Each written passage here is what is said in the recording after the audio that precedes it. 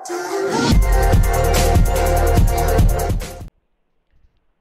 Morning बच्चों। आज हम लोग अपना नया चैप्टर शुरू करेंगे, इलेक्ट्रिक पोटेंशियल एंड कैपेसिटर्स। इस चैप्टर में हम लोगों को जो पढ़ना है, आप लोगों ने पीछे 11th में दो चैप्टर्स पढ़े थे। एक चैप्टर पढ़ा था फ्लूइड वाला और एक चैप्टर आपने पढ़ा था थर्मल प्रॉपर्टीज ऑफ मैटर। तो आपने जो फ्लूइड का चैप्टर पढ़ा था, इन फ्लूइड अगर हम देखें तो इन फ्लूइड आपने क्या देखा था कि if they are the two containers like this and these two container are connected by a pipe। हमने इन दोनों कंटेनर को पाइप से कनेक्ट किया है। In the first container the liquid level is feel like this and in another container the liquid level is like this. तो हम लोगों ने ये देखा था, यहाँ पे अगर हम एक स्टॉपर लगाते, this is a stopper. Now if we remove this stopper तो और ये कंटेनर ए है और एक ये कंटेनर बी है, तो आप बताइए कि कंटेनर ए से लिक्विड कंटेनर बी में जाएगा या कंटेनर बी से लिक्विड कंटेनर ए में जाएगा। करेक्ट, आप लोगों ने सही पहचाना कि लिक्विड जो है कंटेनर ए से कंटेनर बी की तरफ जाएगा। That means the liquid flow from container A to container B. अब मेरा क्वेश्चन है कि why the liquid is move from container A to container B. तो उसका आपको रीज़न पता होना चाहिए। इसका रीज़न क्या है कि यहाँ पे जो लिक्विड है उसके पास ज़्यादा पोटेंशियल एनर्जी है, यहाँ पे लिक्विड के पास कम पोटेंशियल एनर्जी है, जिसकी वजह से लिक्विड कंटेनर ए से कंटेनर बी की तरफ जाएगा। If we remove this pipe then the liquid is flow from this side. ये बात आपको समझ में आ जाती है, ठीक है। इसी तरह से आप लोगों ने फिर एक चैप्टर पढ़ा था कि in thermal properties of matter, thermal properties of matter. इसमें आपने क्या देखा था कि अगर हमारे पास दो बॉडीज हैं, body A and body B, okay, दो बॉडी बनाया है, body A and body B. Body A का टेम्परेचर T1, बॉडी बी का temperature T2 and T1 is greater than T2। तो आपको पता है कि in which direction the heat is flow, from A to B और B to A. Now the direction of heat flow is from A to B। ये क्यों होता है? Because the body having the higher temperature has large amount of heat energy and the body has low temperature has less amount of heat energy। तो यहाँ पे भी जो heat का ट्रांसफर हो रहा है वो इधर हो रहा है, हीट का ट्रांसफर।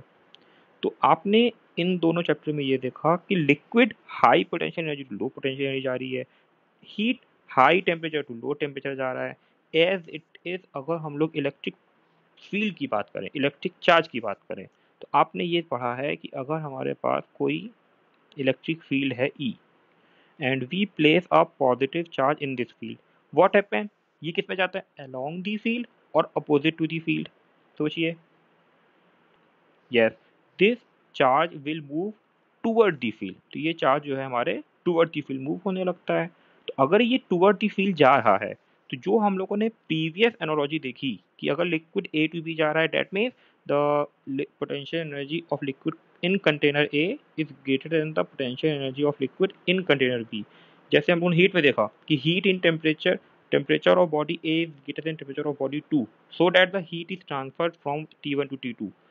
तो यहाँ पे भी अगर ये मूव करेगा, तो यहाँ पे भी अगर हम लोग दो पॉइंट ले लें, point A and point B, तो हम लोग ये कह सकते हैं कि यहाँ पे भी कोई ना कोई एक ऐसी जरूर प्रॉपर्टी होगी जिसकी वजह से जो पॉजिटिव चार्ज पार्टिकल है वो हाई से लो जा रहा है। तो यहाँ पे जो प्रॉपर्टी है उसका नाम रखा गया है electric potential. In this topic the next topic is electric potential. तो नाउ लेट, तो मैं यहाँ पे फिर से लिख दे रहा हूँ, सिंस, अब आप देख सकते हैं कि if a charge particle move from A to B, that means there is a physical quantity associated with A and B with energy. कोई एनर्जी का टर्म होना चाहिए यहाँ पे, जिसकी वजह से पार्टिकल जो है वो ए से बी की तरफ मूव कर रहा है, ठीक है। अब ये जो नया फिजिकल क्वांटिटी है, this physical quantity is called, यहाँ पे जो फिजिकल क्वांटिटी है मेरे पास, this physical quantity is called electric potential. The physical quantity due to which charge particle move from A to B is electric potential.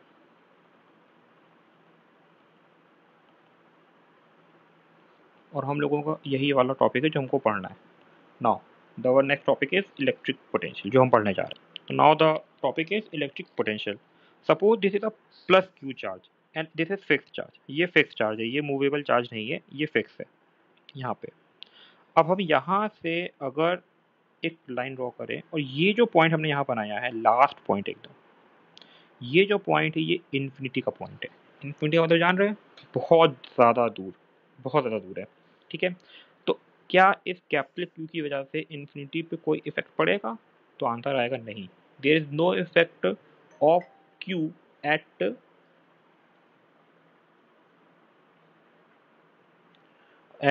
Infinity. ठीक है, अब हमको क्या करना है कि हमने यहाँ पे एक टेस्ट चार्ज लेना है. We take a test charge. Suppose this is our test charge, Q naught is test charge, और ये अभी इन्फिनिटी पे रखा है. अब जरा आप सोचिए, ये पॉजिटिव है, ये पॉजिटिव है, तो क्या ये पॉजिटिव इस टेस्ट चार्ज को अभी कोई फोर्स लगाएगा? यहाँ जहाँ रखा है अभी क्यू नॉट पे, नहीं, कोई फोर्स नहीं लगाएगा. अब सपोज कर लीजिए कि ये जो टेस्ट चार्ज है इसको हम रख देते हैं ए पे. ये हमने एक पॉइंट यहाँ पे कंसिडर कर लिया ए, और यहाँ पे एक हमने पॉइंट कंसिडर कर लिया बी. ठीक है, इन दोनों के जो बीच की डिस्टेंस है वो डी एक्स है, वेरी स्मॉल डिस्टेंस. ये बहुत ही छोटी डिस्टेंस है एकदम. डी एक्स के बारे में मैं बता चुका हूँ, इनफाइनेटिसिमल, वेरी स्मॉल. अब अगर हम इस क्यू नॉट को यहाँ पे रखते हैं, यहाँ पे लाके हम कहाँ पे रखें क्यू नॉट को? रख यहाँ पे ए पे रख दें, और जो ए है वो कैपिटल क्यू से एक्स डिस्टेंस पे हो. तो जरा बताइए, what is the force acting on Q naught? The direction of F E is away from the plus Q, and we want to move this test charge from A to B. हम इस test charge को ए से B तक लाना चाहते हैं, इस तरफ. ठीक है, तो हमको अब कोई फोर्स लगाना पड़ेगा. तो हम जो फोर्स लगाएंगे उसको लिख देंगे एफ ए. उसका हम क्या नाम रखेंगे? F A. ए मतलब अप्लाइड फोर्स. तो एफ ए क्या हो गया यहाँ पे? F A is minus of F E. F A क्या है? Applied force. अब हम जब पार्टिकल को ए से बी की तरफ लेके आएंगे तो यहाँ पे एक छोटा सा वर्क डन होगा. तो this small work done is equal to F A dot D X.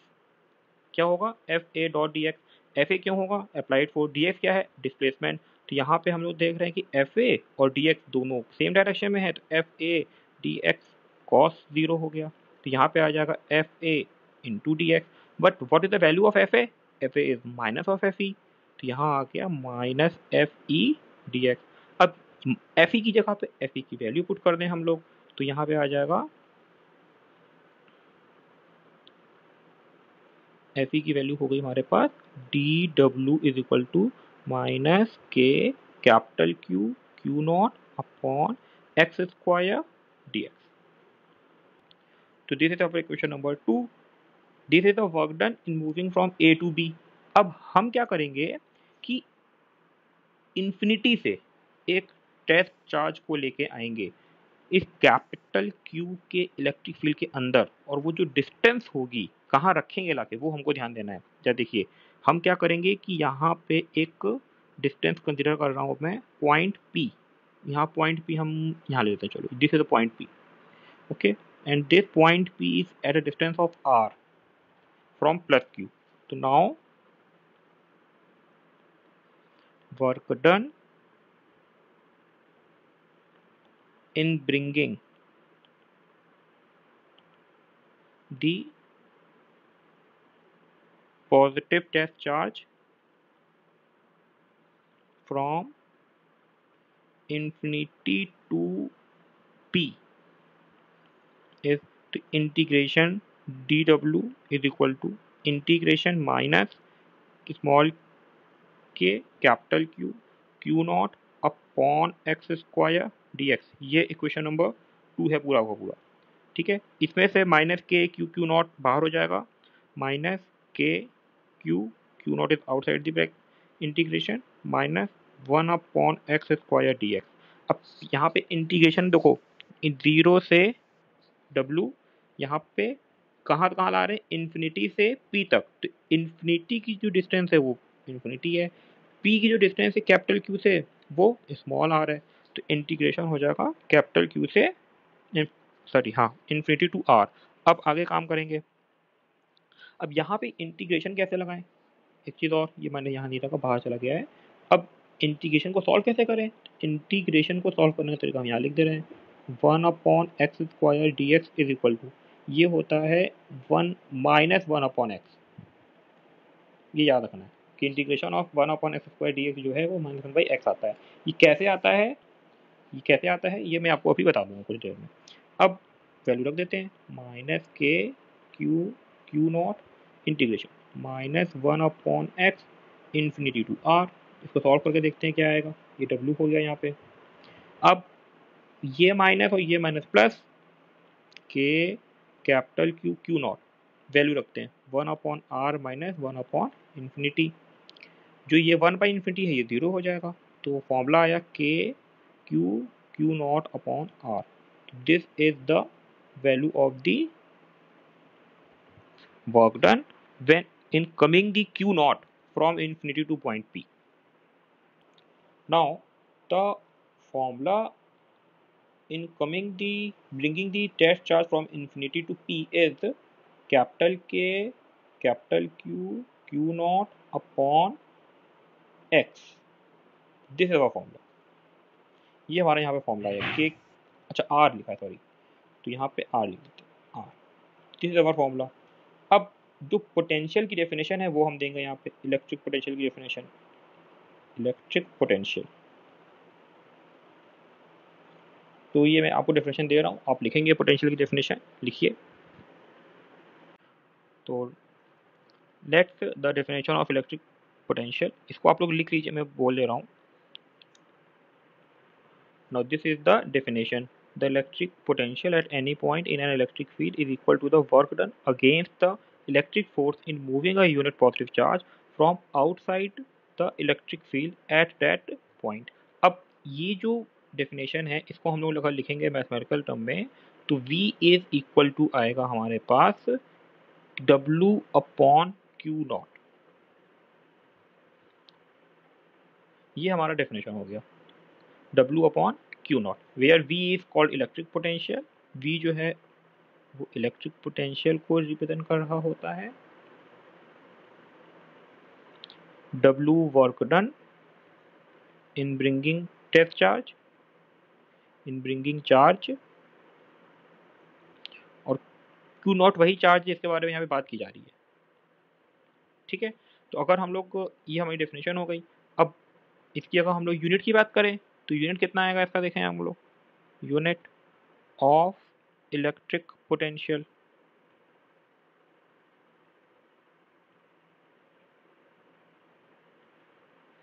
तो देखो potential is equal to work done upon charge है, तो यूनिट की हम जब बात करेंगे, unit of V is equal to unit of W, unit of W joule, तो जूल अपॉन चार्ज, चार्ज का यूनिट होता है कूलम, तो जूल पर coulomb, and this is known as volt.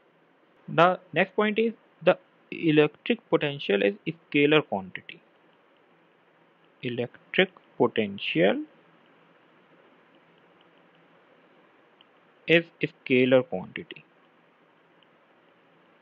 This is very useful for us, क्योंकि अगर ये scalar है तो किसी भी पॉइंट पे अगर हमको नेट पोटेंशियल निकालना होगा तो हमको सिर्फ इंडिविजुअल चार्जेस की वजह से वहाँ पे पोटेंशियल निकाल के स्केलर सम कर देना है, कोई डायरेक्शन होगा ही नहीं। जैसे इलेक्ट्रिक फील्ड निकालना होता था तो हमको डायरेक्शन देखना पड़ता था, फिर एंगल देखना पड़ता था, फिर पैरेललोग्राम लॉ लगा के उसका फॉर्मूला निकालना होता था। तो यहाँ पे ऐसा कुछ नहीं करना होगा, ये हमारे लिए बहुत ही अच्छा है, it is very important and very good technique. ये बहुत ही इंपॉर्टेंट पॉइंट है कि electric potential is scalar quantity. Now if you want to give the definition of volt, तो कैसे देंगे वो देख लीजिए, ये भी कभी कभी पूछ लेता है, डेफिनेशन ऑफ 1 वोल्ट। तो पता है मुझे voltage is equal to W by Q, तो 1 वोल्ट कब आएगा, when W is 1 joule, Q is 1 coulomb, तो V इज इक्वल टू हो गया हमारे पास 1 जूल पर कूलम और 1 वोल्ट। तो इसको हम लोग डेफिनेशन में कैसे लिखेंगे, इसको डेफिनेशन, तो this is the definition of 1 volt in the terms of potential difference. If 1 joule of work is done in taking a test charge of 1 coulomb from one point to other point in an electric field, the potential difference between these points is said to be 1 volt.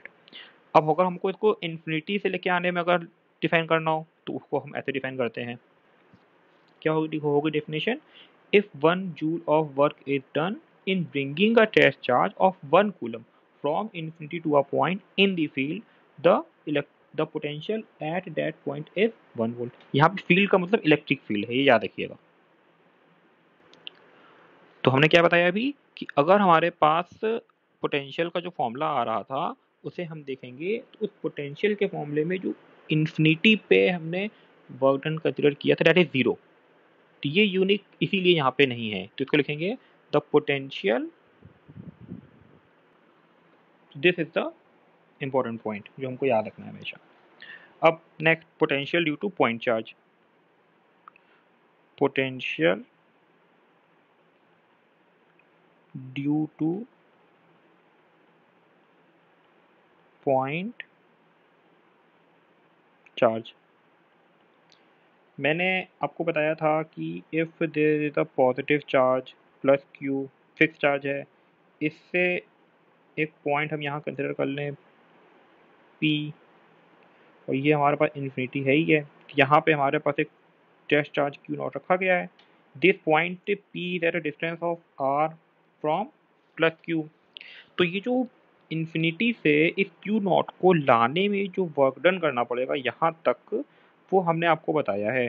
This work done is written as work done in bringing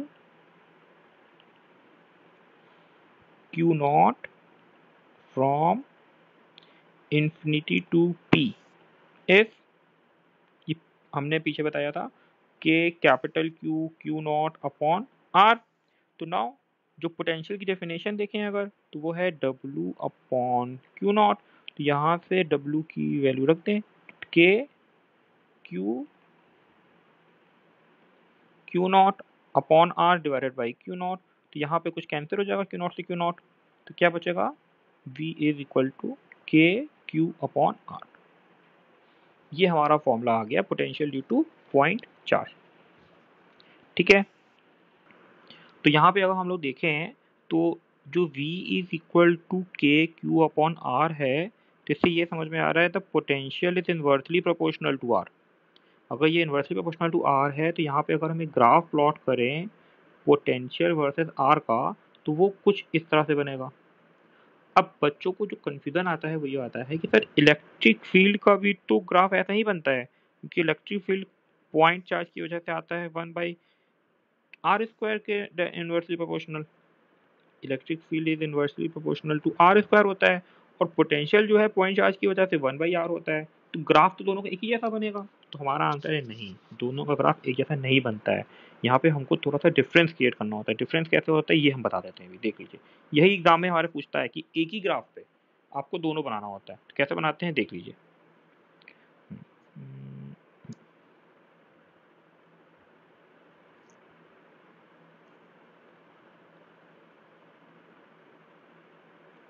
ठीक है, तो मैं इसको थोड़ा सा rough कर दे रहा हूँ जिससे कि आप अच्छे से समझ सकें इसे। तो इलेक्ट्रिक फील्ड जो है वो हमारे पास पॉइंट चार्ज की वजह से, तो ठीक है, ये जो पॉइंट चार्ज है हमारा, इसकी वजह से इलेक्ट्रिक फील्ड का फॉर्मूला इस तरह से आ जाता है डायग्राम। लेकिन अगर हमको एक ही ग्राफ पे इलेक्ट्रिक फील्ड और पोटेंशियल दोनों दिखाना है, इसको थोड़ा सा समझते हैं। मैं ग्रीन से पहले आपको इलेक्ट्रिक फील्ड की जरा ड्रॉ करके दिखाता हूँ। ये आपका इलेक्ट्रिक फील्ड हो गया, ठीक है। अब आप जरा सोचना है आपको, अगर हम R की जगह पे 0.1 रखें तो V इज इक्वल टू कितना आएगा, 0.1 इज इक्वल टू V की वैल्यू कितनी होगी हमारे पास, सोचिए 10। और अगर हम लोग E की वैल्यू देखें 0.1 पे तो कितना आएगा, मैं फिर से एक बार को समझा दे रहा हूँ कि अगर हमको इलेक्ट्रिक फील्ड और पोटेंशियल एक ही ग्राफ पेपर पे बनाना है तो हम क्या करेंगे, पहले इस तरह एक पेपर मैंने बना लिया, r 0.1 रखा, इलेक्ट्रिक फील्ड मेरी आई 100, पोटेंशियल आया मेरा 10। जब 1 रखा तो ई और वी दोनों 1 आ गया, और जब मैंने r इक्वल 2 रखा तो इलेक्ट्रिक फील्ड की वैल्यू 0.25 हो गई, पोटेंशियल 0.5 आया। r को जब 10 रखा तो इलेक्ट्रिक फील्ड आया हमारा 0.01, पोटेंशियल आया 0.1। मीन जब 0.1 रखेंगे हम लोग तो इलेक्ट्रिक फील्ड की वैल्यू ज़्यादा है और पोटेंशियल की वैल्यू कम है। इसी तरह से जब 1 पे गए तो दोनों यहाँ पे क्रॉस करने लगेगी एक ग्राफ को, जब 2 पे गए तो 2 मतलब बढ़ रहा है आगे, तो इलेक्ट्रिक फील्ड की वैल्यू छोटी होती जा रही है विद कंपेरिजन टू पोटेंशियल। अब इलेक्ट्रिक फील्ड 0.25 हो गया, पोटेंशियल 0.5 है। 10 पे गए 0.01 इलेक्ट्रिक फील्ड और 0.1 वोल्ट जो है वो आपका पोटेंशियल आया। तो 1 के आगे पोटेंशियल नीचे रहे, इलेक्ट्रिक फील्ड नीचे रहेगा, पोटेंशियल ऊपर रहेगा। 1 के पीछे पोटेंशियल नीचे रहेगा, इलेक्ट्रिक फील्ड आगे रहेगा। तो ये ग्राफ आपको याद रखना है, ये एग्जाम के पॉइंट ऑफ व्यू से बहुत ही इंपॉर्टेंट ग्राफ है, तो वेरी इंपॉर्टेंट। और हमको ये वाला फॉर्मूला याद रखना है के क्यू बाई आर स्क्वायर, और ये भी याद रखना है कि इसकी यूनिट जो है वो वोल्ट होगी, और ये स्केलर क्वांटिटी है।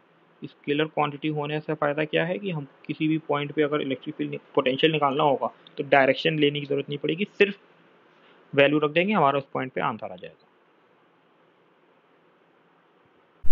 तो यहाँ तक हम लोगों ने बच्चों पढ़ लिया है। अब इसके आगे जो हम लोगों का नेक्स्ट टॉपिक है वो हम लोग नेक्स्ट क्लास में अपना पढ़ेंगे, that is the potential difference between 2 point. ठीक है, तो ये हम लोग कल पढ़ते हैं। Okay bye.